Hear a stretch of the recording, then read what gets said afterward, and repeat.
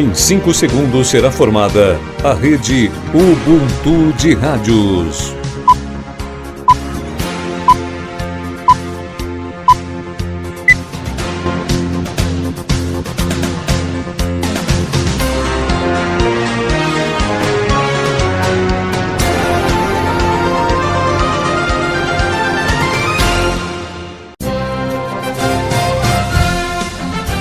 Está entrando no ar pela rede Ubuntu de rádios, o jornal Ubuntu Notícias, uma produção da Rádio Ubuntu, em parceria com agências de notícias do Brasil e do mundo, com transmissão pelas emissoras que compõem a rede Ubuntu de rádio. Ubuntu Notícias, informação com credibilidade.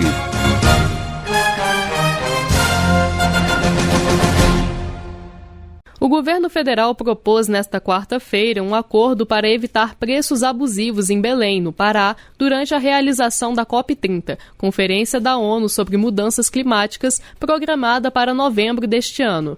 A ideia é firmar um TAC, termo de ajustamento de conduta, com o setor hoteleiro da capital paraense. O objetivo é garantir equilíbrio no preço das hospedagens e a participação de todas as delegações de países, inclusive as mais pobres.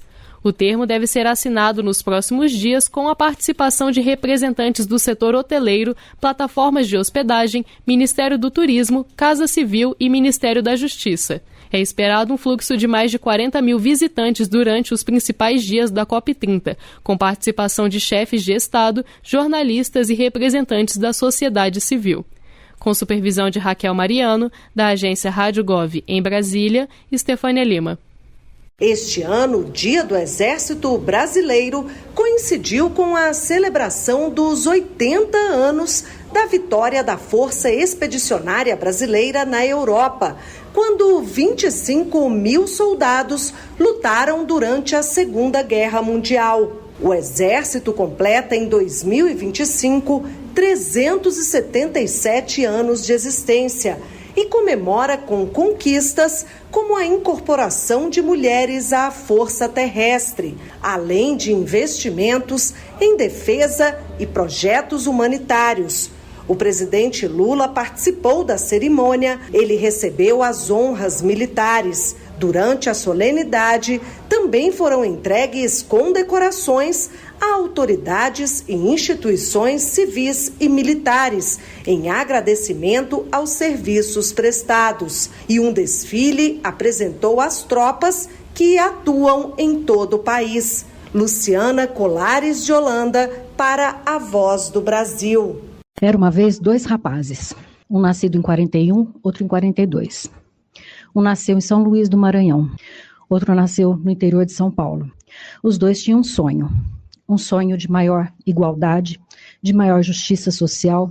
O nome de um era Grenaldo e ele foi marinheiro. E, junto com mais 1.500 companheiros, lutou contra o golpe militar de 1964.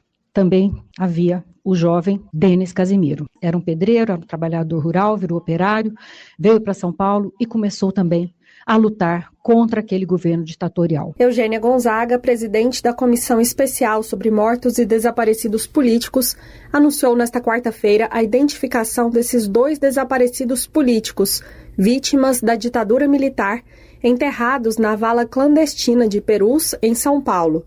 Os achados são fruto de avanços tecnológicos e análise genética, encabeçados por uma equipe multidisciplinar, como destacou o pesquisador Samuel Ferreira, membro do Comitê Científico do Projeto Perus, desenvolvido em parceria com o Ministério dos Direitos Humanos e da Cidadania, a Prefeitura de São Paulo e a Unifesp, Universidade Federal do Estado de São Paulo. Trabalhamos com profissionais da arqueologia forense, da antropologia forense, da medicina legal, da odontologia e da genética forense. Então, esse enfoque multidisciplinar foi fundamental para que nós pudéssemos chegar a essas identificações, tendo em vista o contexto da formação da vala de Perus e o estado em que os remanescentes ósseos foram encontrados, tanto na época da exumação, quanto ao longo de tantos anos de descaso. Os remanescentes ósseos de mais de 1.000 corpos sem identificação foram descobertos em 1990 no cemitério Dom Bosco, na zona noroeste de São Paulo. No local foram enterrados, entre outros corpos, os de opositores ao regime iniciado em 1964. Depois de um tempo parado, os trabalhos foram retomados em 2014. A ministra dos Direitos Humanos e da Cidadania, Macaé Evaristo, defendeu que esse esforço pela identificação das vítimas da ditadura é uma defesa à democracia e reafirmou o compromisso do governo com a busca pela verdade. Desde 2014, quando o Centro de Antropologia e Arqueologia Forense foi criado, ele tem se dedicado à identificação dos remanescentes ósseos da vala clandestina de Perus. Em 10 anos, as pessoas que estão à frente dessa luta não têm medido esforço e têm buscado os conhecimentos e as técnicas mais atualizadas que conseguimos acessar no Brasil e fora do Brasil para repor a verdade e fazer justiça. Em março, a ministra Macaé Evaristo proferiu, em nome do governo brasileiro, um pedido público de desculpas aos familiares dos mortos e desaparecidos da ditadura militar pela negligência do Estado na identificação das ossadas encontradas na vala de Perus. Reportagem Natália Kozlik. No ensino médio, o percentual de matrículas na educação integral cresceu de 20,4% para 24,2%. Para incentivar que jovens de escolas públicas concluam o ensino médio, o governo federal criou o Pé de Meia, um programa de incentivo financeiro educacional voltado a estudantes de baixa renda. Funciona como uma poupança e tem o objetivo de democratizar o acesso nessa etapa de ensino e reduzir a desigualdade social entre os jovens. Thalita Nascimento é aluna do 3º ano do ensino médio em Brasília e recebe o benefício. E, por isso, já pode sonhar com uma vaga na universidade. A gente tendo esse benefício, a gente facilita um pouco mais. Aí, eu já consigo ampliar essa questão, do Enem, do PAS, vestibular. Então, isso ajuda bastante. A Escola de Ensino Integral, que Thalita estuda em Brasília, tem cerca de 400 estudantes de 14 a 18 anos. Lá, o ingresso de estudantes de baixa renda em universidades federais tem crescido a cada ano, como afirma a vice-diretora da escola, Jéssica Fiamma. Em 2024, nas turmas de 3º ano, nós tínhamos um total de 127 estudantes. Nós tivemos 28 aprovações em universidades federais no Brasil e aprovações em cursos muito concorridos. Então, a gente está falando de aprovação em medicina, direito, psicologia. Para quem não pensa em entrar em uma universidade, o ensino médio integral dá outras opções para o estudante. É o que garante o diretor da escola de Thalita, Victor Rios. Dentro de preparação para o mercado de trabalho, a gente tem desenvolvimento de jogos e esportes digitais, marketing, robótica, programação, gastronomia, marcenaria. O governo federal, por meio do Programa de Aceleração do Crescimento, o novo PAC, está implementando 102 novos campos de institutos federais de educação, ciência e tecnologia em todo o Brasil, com investimento de 2,5 bilhões de reais. Quando estiverem em pleno funcionamento, serão 140 mil novas vagas, prioritariamente de cursos técnicos integrados ao ensino médio. Reportagem Cleide Lopes.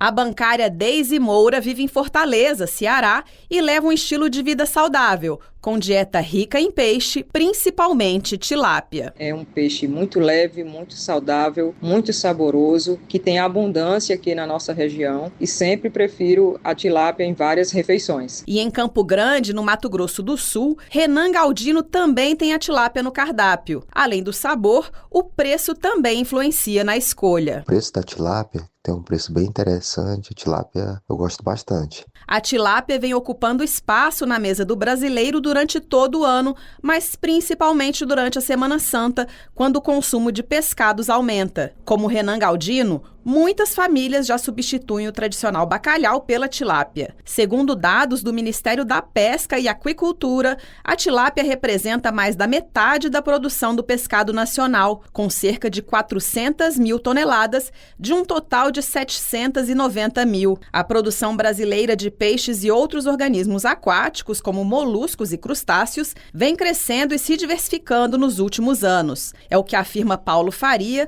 diretor de Desenvolvimento e Inovação inovação da Secretaria Nacional da Aquicultura do Ministério da Pesca e Aquicultura. O Brasil produz principalmente tilápia, hoje é o 4º maior produtor de tilápia do mundo, e o segundo peixe mais produzido aqui no país é o tambaqui. É um peixe amazônico de águas quentes, né, que é o segundo peixe, é uma espécie nativa produzida aqui no nosso país, que também está sendo produzida e também começando a ser exportada. Semana Santa é como se fosse Natal. É assim que o piscicultor Guilherme Gonçalves Pereira, do Distrito Federal, descreve o período que antecede a Páscoa, quando as vendas de tilápia aumentam entre 40% e 50%. Segundo ele, esses números confirmam o gosto do consumidor pelo tipo de peixe. Por ser uma proteína de alta qualidade, a gente já tem vários tipos de cortes livres de espinhos, né, uma proteína de sabor suave. Então a gente costuma falar que a tilápia é muito democrática, ela atende todos os públicos. Dados da Associação Brasileira da Piscicultura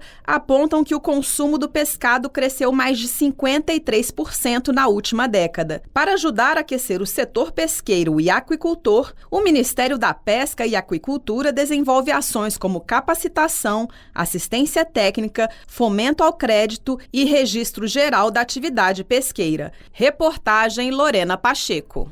O Ministério da Educação está em busca de experiências inspiradoras na modalidade de ensino em tempo integral. A proposta é mapear e reconhecer ações de gestão e projetos pedagógicos que possam servir de modelo ao país. É o que explica o diretor de Políticas e Diretrizes da Educação Integral Básica, Alexandro do Nascimento Santos. Nós temos feito um esforço para lembrar a sociedade brasileira, lembrar os gestores públicos, lembrar as equipes das escolas, de que a educação integral é uma concepção, não é só um ajuste do tempo na escola. E esta concepção precisa ser uma concepção de educação integral. As iniciativas selecionadas vão integrar o mapa de experiências, uma espécie de repositório para ser compartilhado com todo o país. Também está prevista a realização de uma mostra nacional de práticas inspiradoras, a publicação de um e-book apresentando as experiências, a produção de um curta-metragem e o intercâmbio presencial entre escolas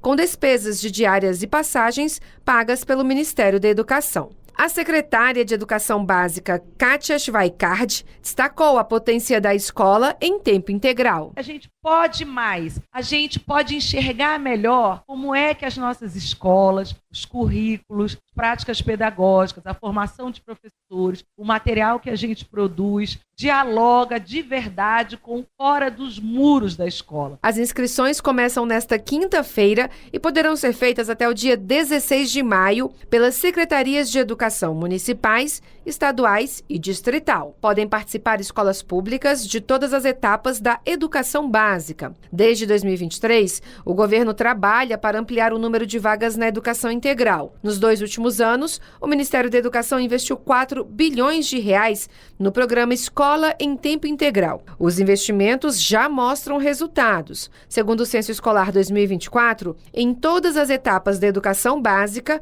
houve ampliação da oferta de matrículas em tempo integral. No ciclo 2023-2024, foram ofertadas 965 mil matrículas no país. Reportagem Luana Karen. Mais de 65 bilhões de reais oriundos do novo PAC vão ser investidos na Bahia até o fim de 2026. Desse total, quase 33 bilhões de reais já foram aplicados. Após 2026, estão previstos investimentos de aproximadamente 40 bilhões de reais no estado. Até dezembro de 2024, o novo PAC executou 711 bilhões de reais em todo o Brasil. Até o fim de 2026, está previsto um aporte financeiro de 1 trilhão e 300 bilhões de reais. O programa prevê ainda a destinação de 500 bilhões de reais para investimentos após 2026. A carteira do novo PAC conta com mais de 23 mil empreendimentos. Desse universo, 47% estão na modalidade Novo PAC Seleções, com ações de responsabilidade de estados e municípios. Os dados estão disponíveis no site gov.br/novopac. A sistematização dos investimentos tem o objetivo de universalizar o saneamento básico, a inclusão digital, o acesso ampliado à saúde e à educação, além de promover melhorias na infraestrutura de rodovias federais, portos e aeroportos. As ofertas de moradia digna, segurança hídrica e geração de energia também estão na pauta do programa. Quem faltou aos 2 dias de prova do Enem 2024 e deseja fazer o exame de 2025 sem pagar a taxa de inscrição, precisa justificar a ausência. O prazo para envio da documentação vai até o dia 25 de abril e deve ser feito pela página do participante com login do gov.br. A ausência só será aceita se o motivo estiver previsto no edital, como emergências médicas, luto, acidentes, casamento, entre outros. Além da justificativa, a mesma página também reúne o pedido de isenção da taxa. Entre os públicos que têm direito à gratuidade estão estudantes da rede pública no 3º ano do ensino médio, ex-alunos de escola pública ou bolsistas integrais e pessoas inscritas no CadÚnico. O resultado das solicitações será divulgado no dia 12 de maio. Quem tiver o pedido negado poderá entrar com recurso entre os dias 12 e 16 de maio. O Enem é a principal porta de entrada para universidades públicas e privadas no Brasil, além de permitir o acesso a programas como SISU, ProUni e FIES. As notas também são aceitas por universidades portuguesas conveniadas com o INEP. Da agência Rádio Gov em Brasília, Claudimário Carvalho.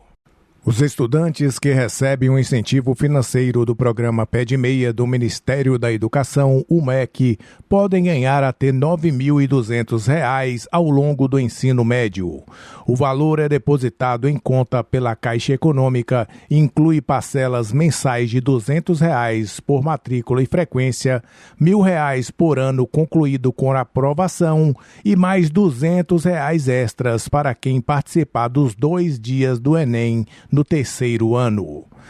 Mas como usar esse dinheiro? Segundo recomendação do MEC, o primeiro passo é listar os objetivos pessoais e separá-los em curto, médio e longo prazo. Depois, os estudantes devem anotar os gastos semanais e manter o controle financeiro.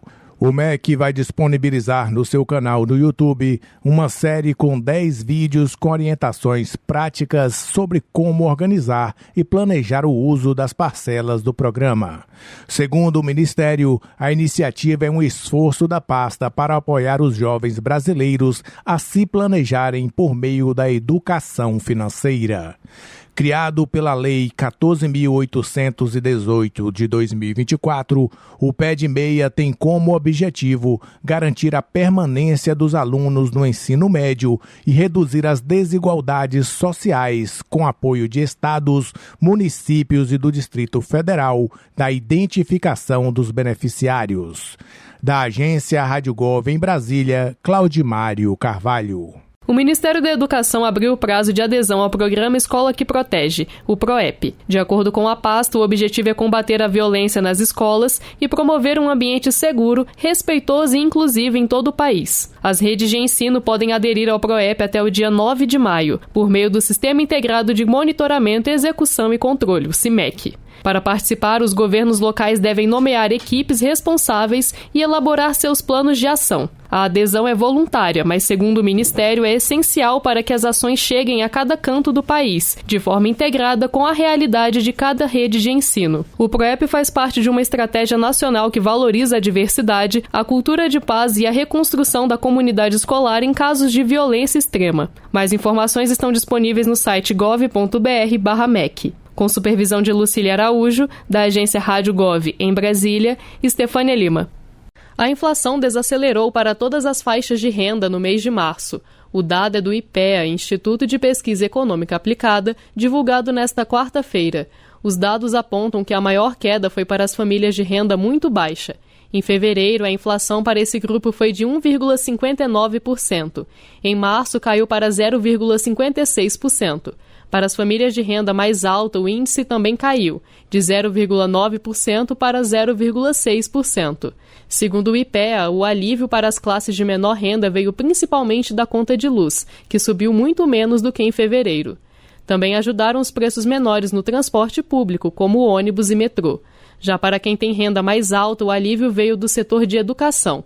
Isso porque em março já não houve impacto dos reajustes escolares feitos em fevereiro. No acumulado de 12 meses, a menor inflação foi para a faixa de renda muito baixa, com 5,24%. A taxa mais elevada foi para os de renda alta, com 5,61%. Entre os alimentos, alguns itens da cesta básica caíram de preço, como arroz, feijão preto, carnes e óleo de soja. Mas outros subiram, como ovos, leite, café e tomate. Mais detalhes estão disponíveis no site ipea.gov.br. Com supervisão de Lucília Araújo, da agência Rádio Gov em Brasília, Estefânia Lima. O presidente Luiz Inácio Lula da Silva assinou uma nova medida provisória que cria o Programa de Gerenciamento de Benefícios. O objetivo, segundo o governo, é viabilizar reavaliações e revisões de benefícios previdenciários e assistenciais. Segundo o governo, o programa foca em processos com prazo de análise superior a 45 dias, ações judiciais e avaliações sociais do benefício de prestação continuada, o BPC. A MP prevê um pagamento de bônus por produtividade de R$ 68,00 para servidores do INSS e R$ 75,00 para peritos médicos federais, por processo ou perícia concluídos, além das atividades normais. No caso das perícias, o bônus será pago quando forem feitas fora do expediente ou aos fins de semana, em locais com falta de atendimento ou com prazos de agendamento acima de 30 dias. A bonificação só será paga a quem cumprir metas de desempenho e não será válida para grevistas ou servidores compensando horas. A vigência da medida é de 12 meses, prorrogáveis por mais 12, dependendo da aprovação do Congresso. O custo exato da ação ainda não foi divulgado e os pagamentos vão depender da autorização orçamentária. A regulamentação sobre metas e prioridades será definida por portaria conjunta da Casa Civil e dos Ministérios da Previdência e da Gestão. Com supervisão de Lucília Araújo, da agência Rádio Gov em Brasília, Estefânia Lima. Mais de 90 bilhões de reais oriundos do novo parque vão ser investidos em Minas Gerais até o fim de 2026. Desse total, mais de 54 bilhões de reais já foram aplicados. Após 2026, estão previstos investimentos superiores a 44 bilhões de reais no estado. Até dezembro de 2024, o novo parque executou 711 bilhões de reais em todo o Brasil. Até o fim de 2026, está previsto um aporte financeiro de 1 trilhão e 300 bilhões de reais. O programa prevê ainda a destinação de 500 bilhões de reais para investimentos após 2026. A carteira do novo parque conta com mais de 23 mil empreendimentos. Desse universo, 47% estão na modalidade Novo PAC Seleções, com ações de responsabilidade de estados e municípios. Os dados estão disponíveis no site gov.br/novopac. A sistematização dos investimentos tem o objetivo de universalizar o saneamento básico, a inclusão digital, o acesso ampliado à saúde e à educação, além de promover melhorias na infraestrutura de rodovias federais, portos e aeroportos. As ofertas de moradia digna, segurança hídrica e geração de energia também estão na pauta do programa. Mais de 30 bilhões de reais oriundos do novo PAC vão ser investidos no Pará até o fim de 2026. Desse total, um valor superior a 12 bilhões de reais já foi aplicado. Após 2026, estão previstos investimentos de aproximadamente 13 bilhões de reais no estado. Até dezembro de 2024, o novo PAC executou 711 bilhões de reais em todo o Brasil. Até o fim de 2026, está previsto um aporte financeiro de 1 trilhão e 300 bilhões de reais. O programa prevê ainda a destinação de 500 bilhões de reais para investimentos após 2026. A carteira do novo PAC conta com mais de 23 mil empreendimentos. Desse universo, 47% estão na modalidade Novo PAC Seleções, com ações de responsabilidade de estados e municípios.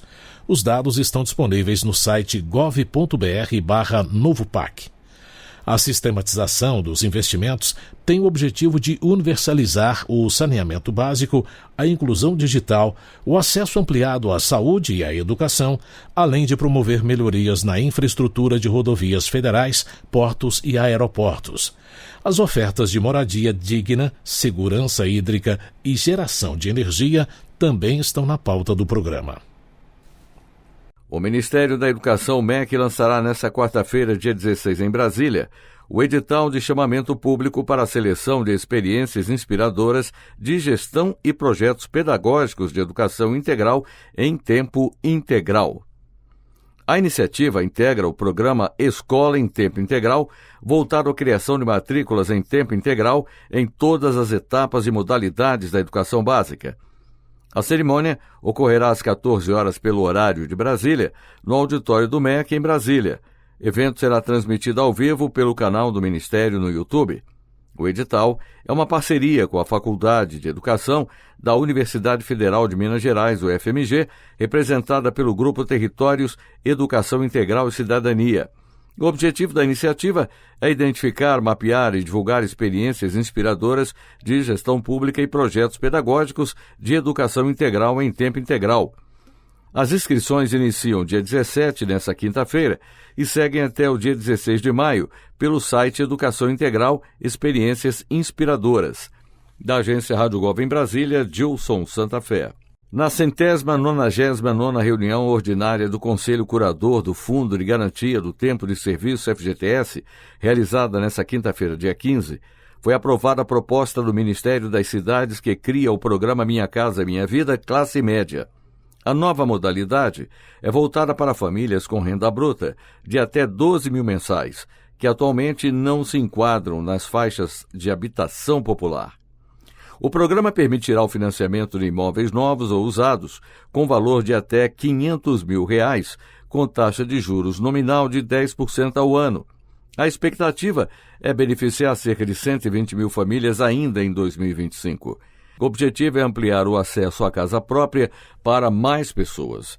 Os recursos destinados a essa faixa de renda virão da transferência de R$ 15 bilhões, atualmente alocados ao programa Carta de Crédito Individual, CCI.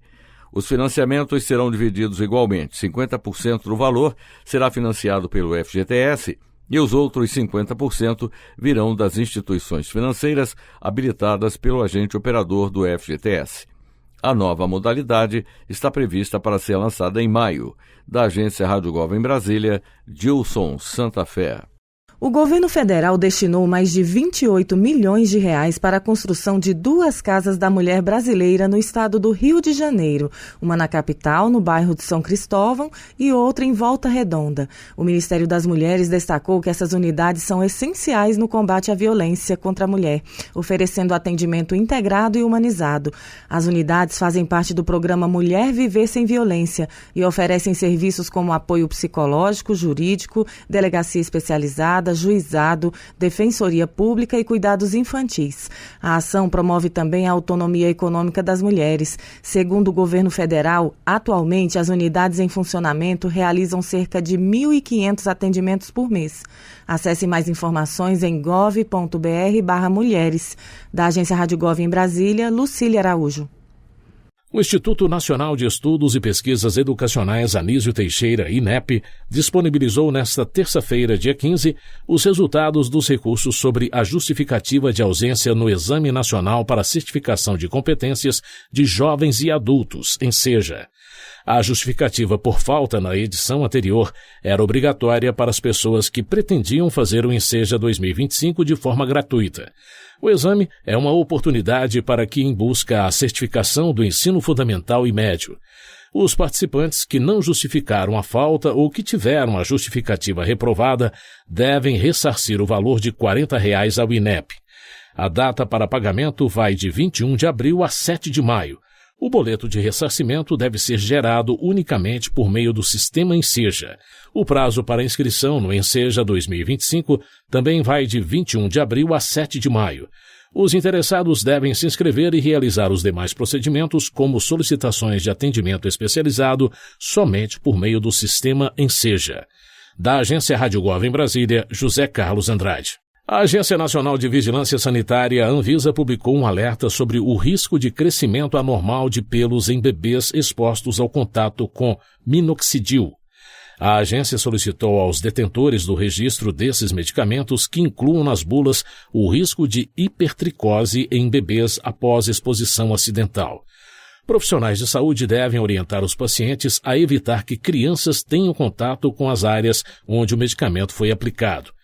Pacientes que utilizam minoxidil e têm contato frequente com crianças devem procurar um médico caso percebam um crescimento excessivo de pelos no corpo dos bebês. Em eventos adversos, o cidadão deve notificar o sistema Vigimed por meio de um formulário eletrônico disponível no site gov.br/Anvisa. Da Agência Rádio Gov em Brasília, José Carlos Andrade. Planejamento em Pauta. Notícias do orçamento público para o cidadão. Uma parceria entre o Ministério do Planejamento e Orçamento e a Rede Nacional de Rádio. Professores, servidores públicos, estudantes, empresárias, aposentadas, pessoas diferentes, histórias distintas, mas algo em comum. Todos têm uma ideia clara sobre o Brasil que desejam viver até 2050. O Brasil que queremos é um Brasil de conquista. Um Brasil mais igual, mais justo. Um país que a gente tenha o prazer de ser brasileiro.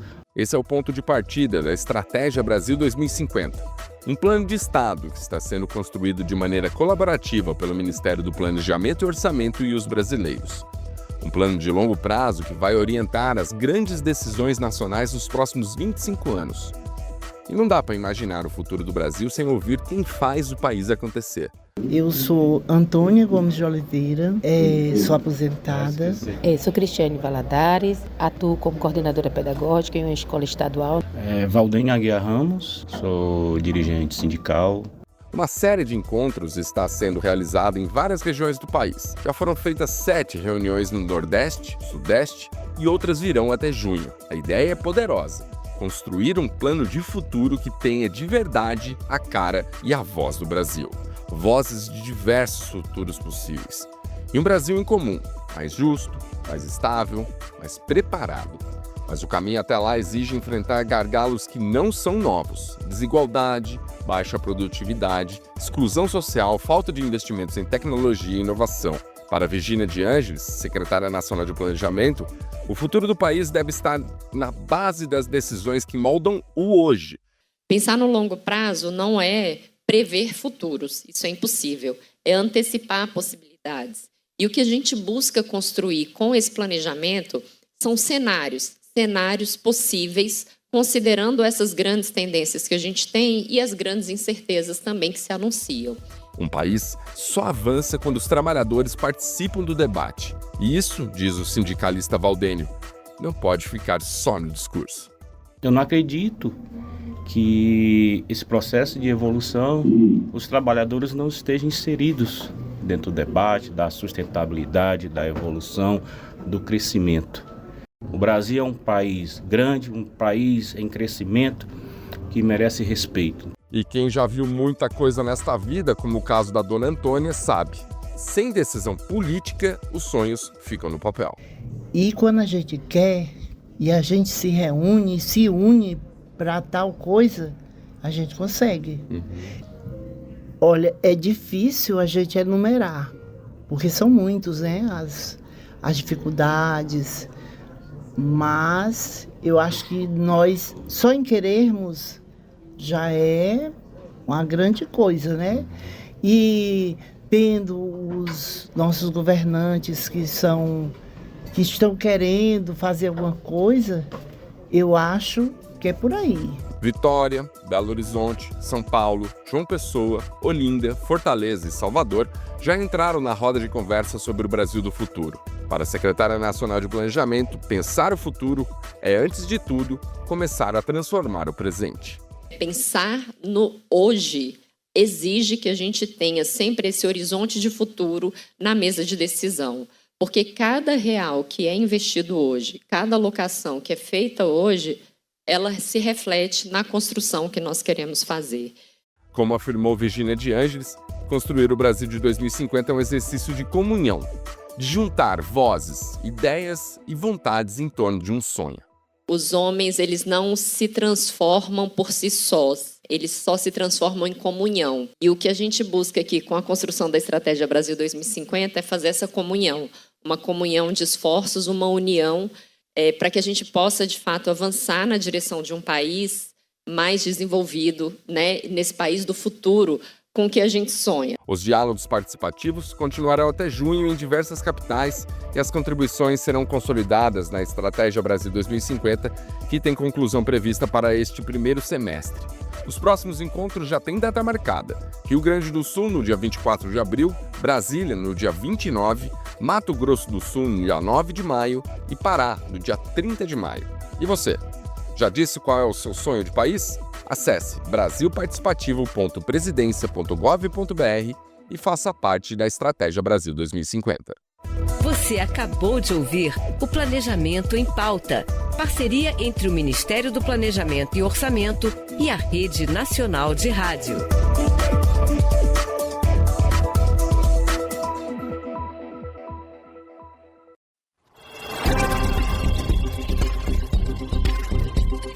Você está ouvindo Brasil a todo vapor.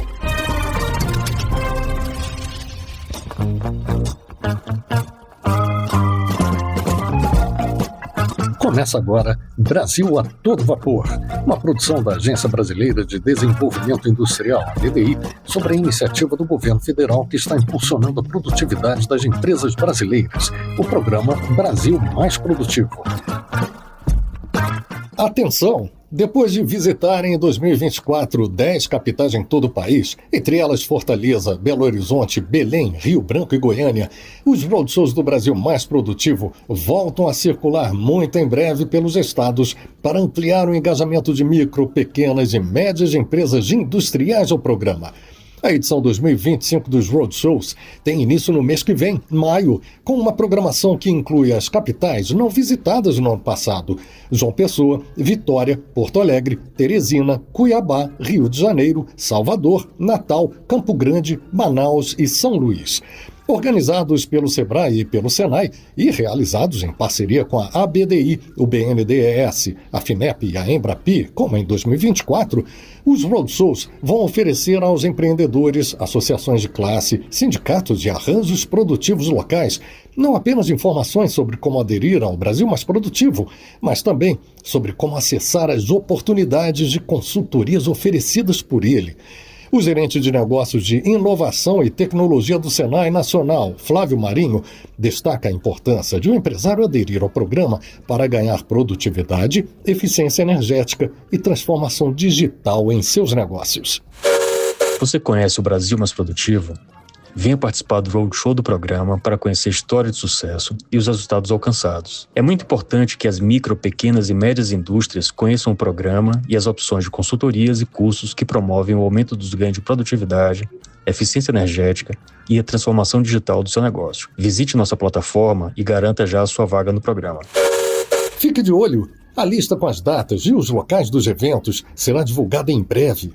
Acesse a página do programa na internet, inscreva-se e não perca essa oportunidade de conhecer de perto as soluções que podem transformar a sua empresa. Anote o endereço: brasilmaisprodutivo.mdic.gov.br. Da ABDI em Brasília, Nelson Aguiar. Olá, você está no Conexão Energia, o fio que te conecta ao Ministério de Minas e Energia, trazendo em nossos boletins as principais notícias sobre o cenário energético no Brasil e no mundo. O Conexão Energia é uma parceria entre o Ministério de Minas e Energia e a Rádio Gov.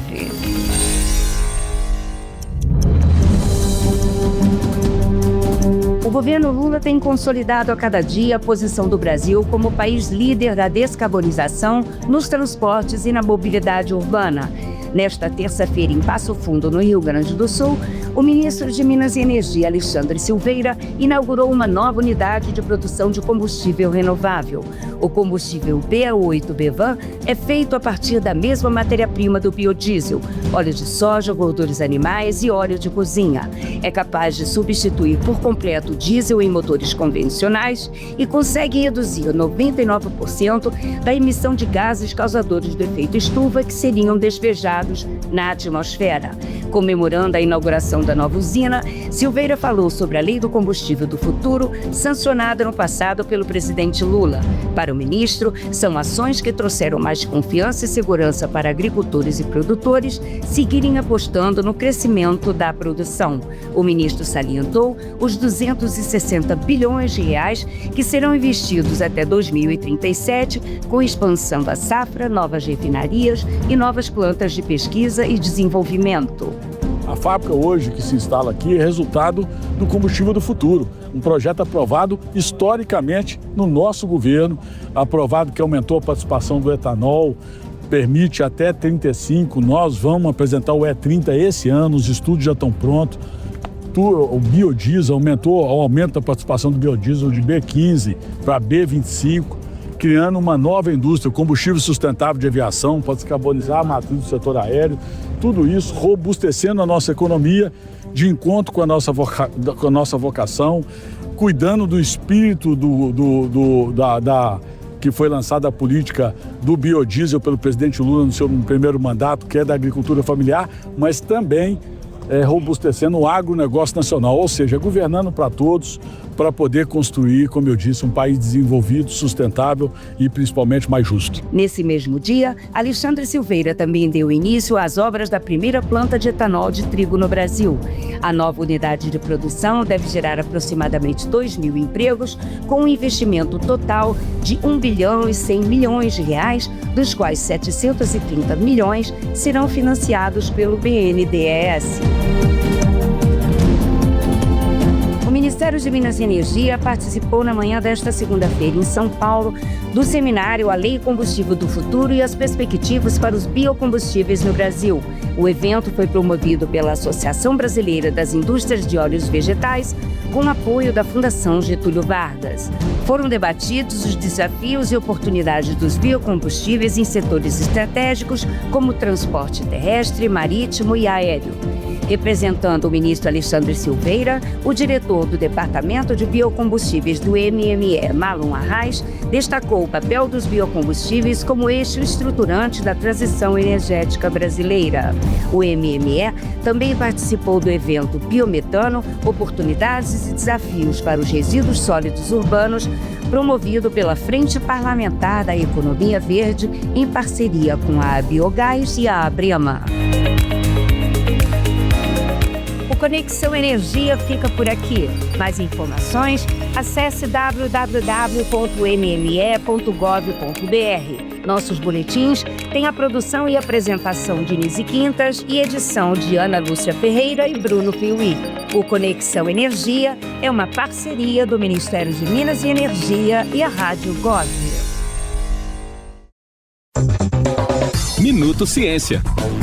Proteger e preservar plantas nativas e endêmicas do semiárido, inclusive as que estão ameaçadas de extinção. Estes têm sido os focos de um trabalho desenvolvido pelo Instituto Nacional do Semiárido, unidade de pesquisa vinculada ao Ministério da Ciência, Tecnologia e Inovação. O Laboratório de Cultivo In Vitro do INSA tem criado protocolos eficientes através da propagação de plantas, utilizando técnicas biotecnológicas que visam a cultura de células e tecidos vegetais ou plantas inteiras em ambiente e condições controladas. De acordo com a bióloga responsável pelo estudo, Luane Portela, o método de cultivo in vitro permite que as plantas cresçam dentro de frascos fechados e livres de fungos e bactérias que causam doenças. Esses frascos possuem um substrato nutricional e são cultivados em uma sala de crescimento que tem a temperatura cuidadosamente controlada.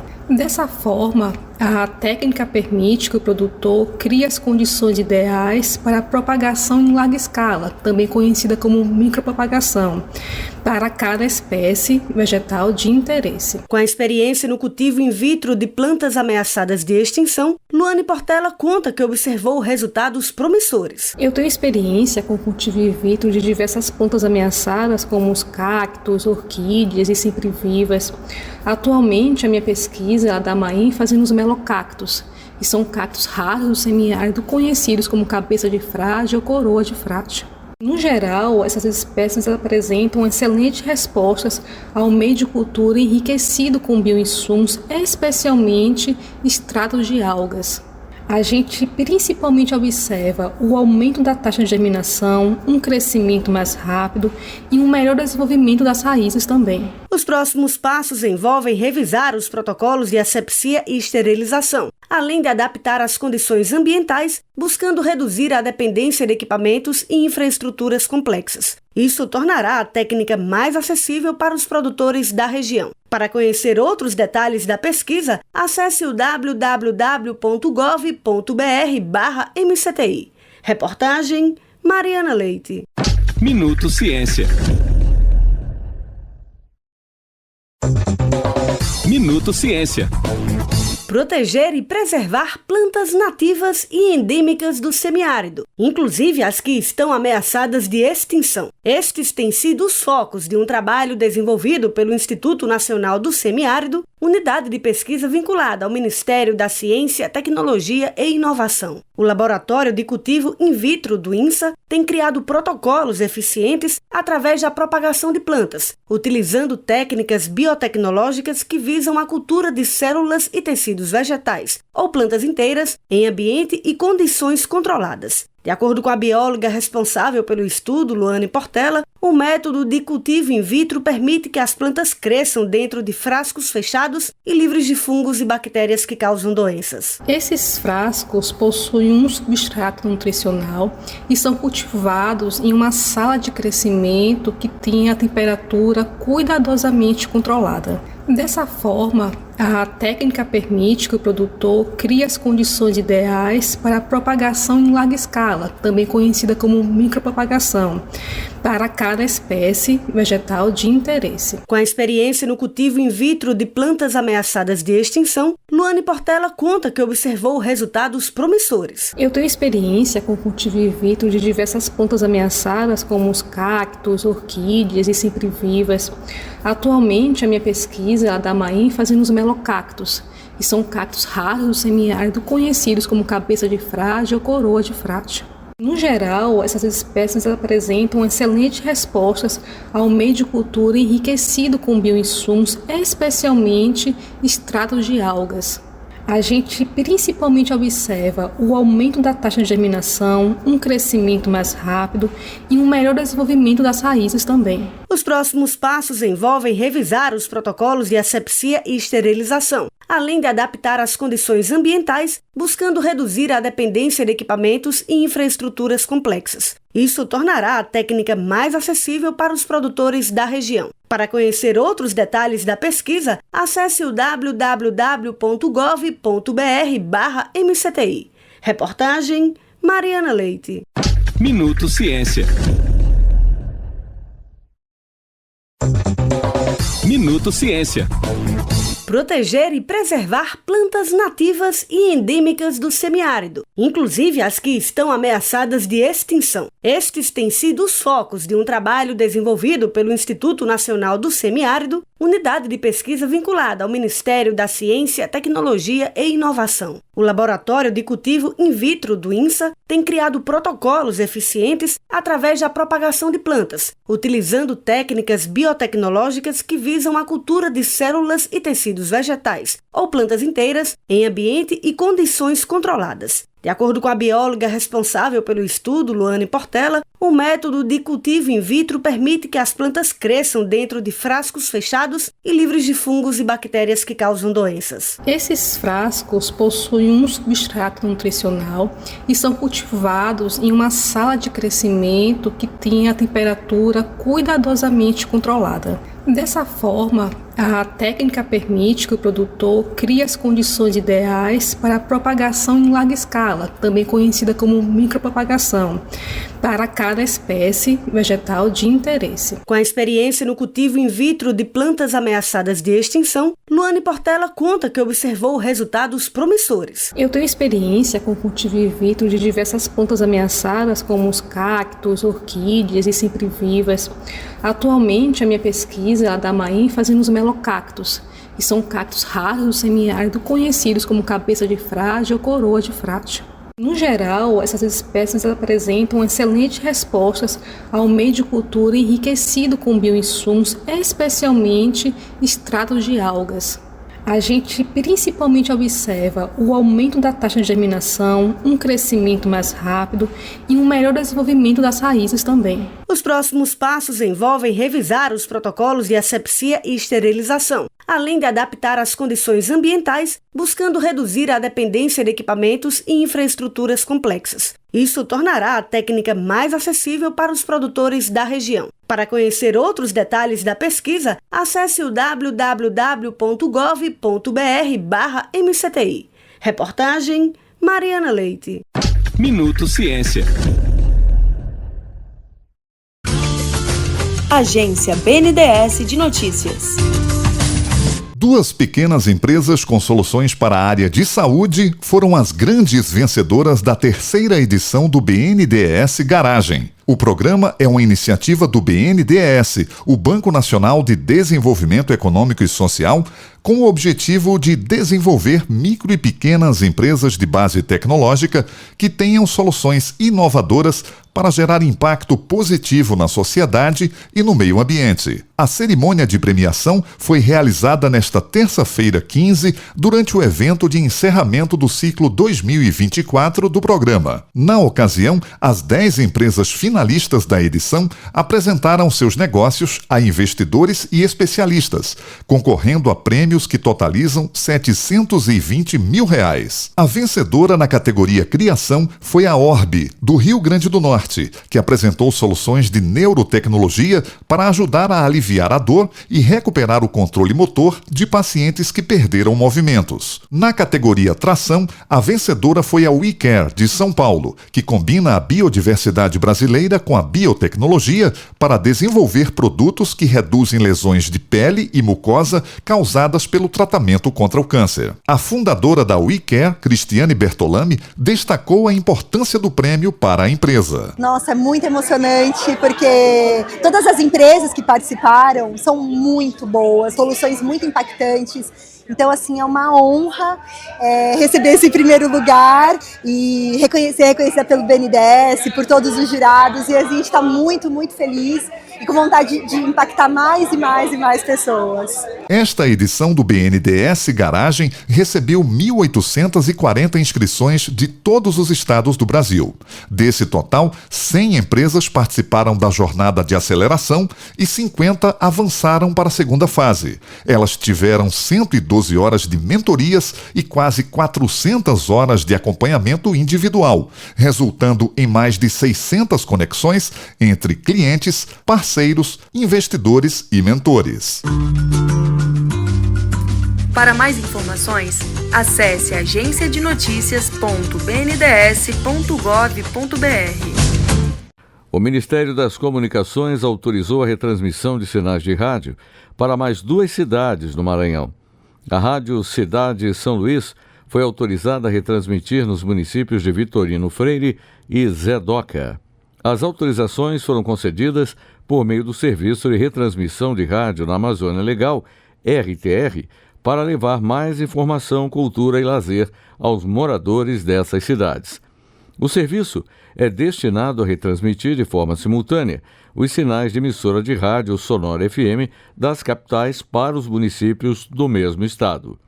A Amazônia Legal abrange os estados do Acre e Amapá, Amazonas, Mato Grosso, Pará, Roraima, Rondônia, Tocantins e o Maranhão. Da agência Rádio Gov em Brasília, Gilson Santa Fé. O presidente Luiz Inácio Lula da Silva enviou ao Congresso Nacional proposta de lei de diretrizes orçamentárias, a LDO, para 2026. O texto prevê salário mínimo de R$ 1.630, com ganho real de 2,5%. A correção no valor vai ser feita por meio do Índice Nacional de Preços ao Consumidor, INPC. O projeto de lei foi publicado em edição extra do Diário Oficial da União. Além de traçar regras para despesas dos poderes executivo, legislativo e judiciário, a LDO organiza o repasse de verbas da União para estados, municípios e entidades privadas. O projeto deve ser devolvido pelo Congresso para sanção presidencial até o dia 17 de julho. Na última quinta-feira, dia 10, o presidente Lula sancionou a Lei Orçamentária da União, a LOA, para 2025. O salário mínimo de R$ 1.518 representa um aumento real de 2,5%. Da agência Rádio Gov em Brasília, Gilson Santa Fé. O presidente Luiz Inácio Lula da Silva assinou o decreto que regulamenta o programa Mobilidade Verde e Inovação, MOVER, lançado em 2024. A medida define parâmetros de eficiência energética, reciclabilidade e segurança para veículos comercializados no Brasil a partir de junho de 2025. Entre os principais pontos do decreto está a definição de metas progressivas de redução no consumo de energia e nas emissões de CO2 em veículos leves e pesados. A meta é reduzir em até 50% as emissões de carbono até 2030, em relação a 2011. Além disso, a partir de 2027, os veículos deverão conter até 85% de materiais reutilizáveis ou recicláveis, com metas ainda maiores para novos projetos. De acordo com o governo, o uso de sucatas veiculares vai ser incentivado. Pelo decreto, devem ser adotadas tecnologias como frenagem automática de emergência, controle de estabilidade e monitoramento de fadiga, com metas de 100% de atendimento até 2027. E as montadoras devem apresentar relatórios auditados sobre o cumprimento das metas. Segundo o governo, o não cumprimento pode gerar multas ou cancelamento de registros. O decreto integra a Nova Indústria Brasil e estimula a modernização do setor automotivo, que já anunciou 130 bilhões de reais em investimentos. Da agência Rádio Gov em Brasília, Lucília Araújo. A Controladoria Geral da União, CGU, apresentou nesta terça-feira, dia 15, a Agenda 2025 do Programa CGU Presente e a lista de municípios sorteados para avaliação do programa Pé de Meia. No total, 66 cidades, incluindo todas as capitais, terão a presença de integrantes da CGU para aperfeiçoar a política ouvindo a sociedade e gestores. O CGU Presente é um programa estratégico da CGU que contempla avaliações em âmbito nacional focado na qualidade da execução de políticas com impacto direto e perceptível para os cidadãos. A iniciativa tem a finalidade de realizar avaliações colaborativas de políticas federais em execução nos municípios brasileiros. Durante a cerimônia, foram sorteados os 39 municípios para receberem a presença das equipes da CGU na avaliação do Pé de Meia. Em todo o país, são mais de 4 milhões de estudantes beneficiados pelo incentivo financeiro educacional que contempla estudantes do ensino médio público inscritos no CadÚnico. São 13 estados com 2 municípios sorteados e outros 13 com um município. Todas as capitais serão fiscalizadas, o que totaliza 66 cidades. Da agência Rádio Gov em Brasília, Gilson Santa Fé.